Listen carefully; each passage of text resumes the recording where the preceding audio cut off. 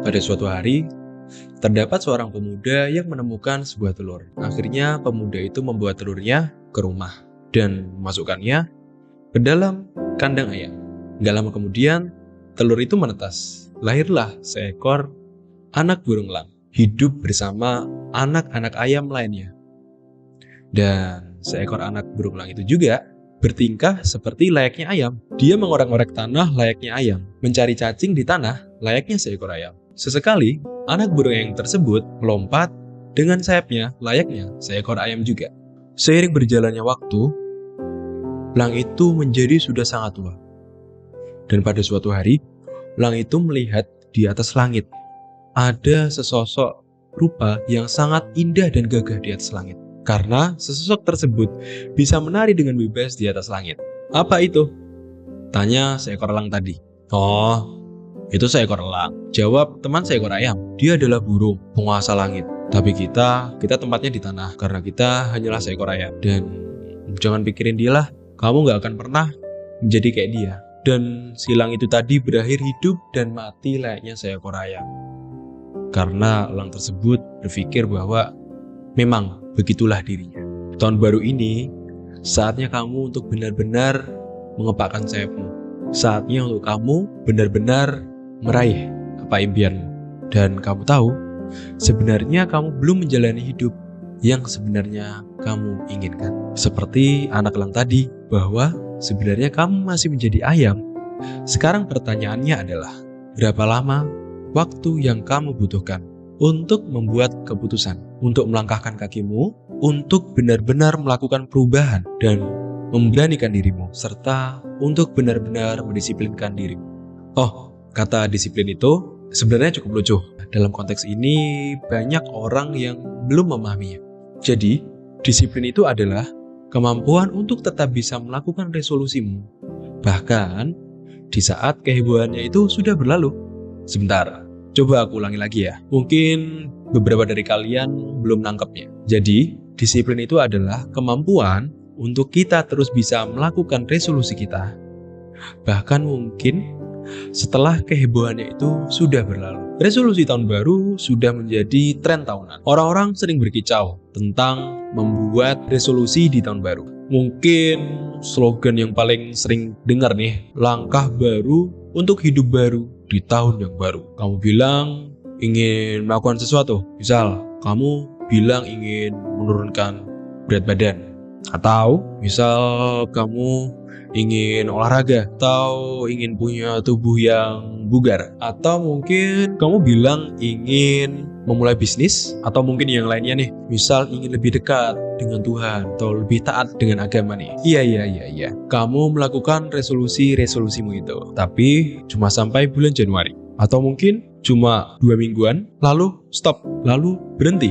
Gitu aja. Dan akhirnya kamu balik lagi nih ke kebiasaan lamamu. Seperti kebiasaan-kebiasaan yang ada nih di tahun sebelumnya. Akhirnya kamu balik lagi nih, jadi malas olahraga, jadi balik makan makanan gak sehat nih, terus mulai lagi malas baca buku, dan lagi-lagi nih, resolusi tahun barumu itu cuma jadi omong kosong, dan cuma jadi coretan di atas kertas, yang kemudian akhirnya dibuang di tong sampah. Udah, sekarang mending lupain deh resolusi tahun baru. Mari, mulai sekarang kita buat namanya resolusi hidup baru. Daripada kamu buat target-target yang besar-besar dalam jangka waktu 1 tahun, mending coba deh kamu fokus kepada target-target perubahan yang membuat hidupmu tuh bakal berasa lebih baik lagi. Kualitas hidupmu itu jadi lebih baik lagi. Buat target-target yang gak terikat nih oleh waktu, atau mungkin tidak dalam 1 tahun. Kalau boleh saran, daripada kamu tulis,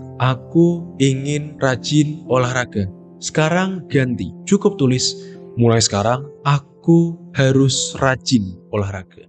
Daripada kamu nulis, aku ingin mulai diet, ganti dan cukup tulis, mulai sekarang aku harus diet.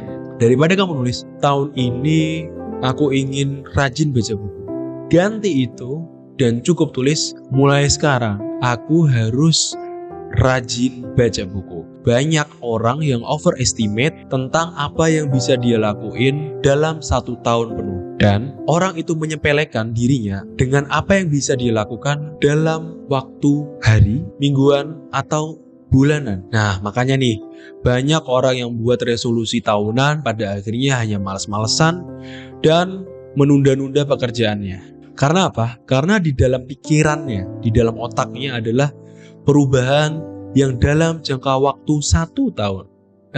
Entar masih ada bulan depan.